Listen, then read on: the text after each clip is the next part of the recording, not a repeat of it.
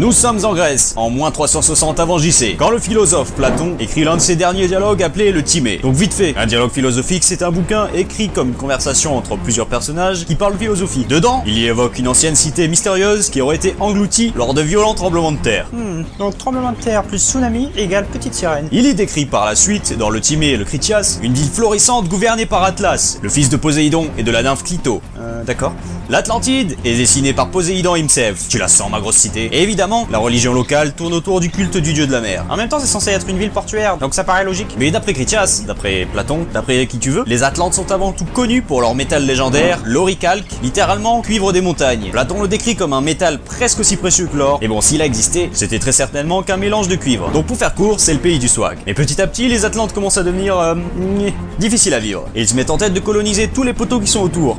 Grâce à leur armée. Oui, parce que tu te doutes bien qu'ils sont pas juste demandés, hein. Ils y sont allés avec leurs lances et puis ils s'étendent bien gentiment sur les pays voisins, allant jusqu'aux limites de l'Égypte et de l'Italie. Mais ils sont stoppés par Athènes, qui est un peu le patron, tu vois. Une bonne grosse puissance des familles. Tiens, au passage. Souvent les gens pensent que les Atlantes avaient des milliers d'années d'avance au niveau technologique. Qu'ils auraient peut-être même découvert une sorte d'énergie nucléaire. Mais ça c'est une légende inventée par Disney, hein. Oui, une légende dans une légende, oui. Legendception. Ils étaient juste capables de tenir tête aux Athéniens. Et c'est déjà pas mal. Donc, l'armée d'Athènes, qui en a un peu gros sur la patate, attaque les Atlantes. Et c'est à ce moment-là que survient le cataclysme géologique qui engloutit la ville ainsi que les deux armées. Et après? Bah après plus rien. Quoi? Bah oui, parce que déjà la fin du Timée a été perdue, puis de toute façon une fois sous la flotte, tout le monde il est mort, hein. Il y avait pas de bouclier protecteur.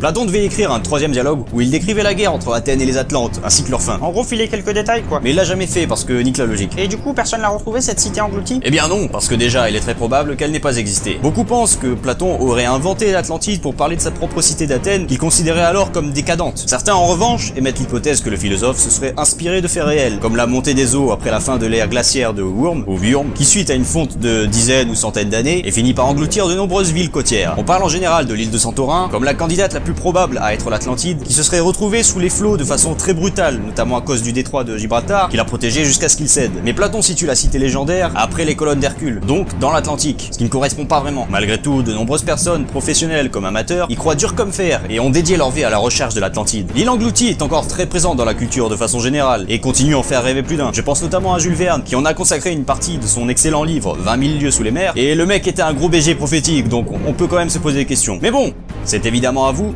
de vous faire votre propre opinion.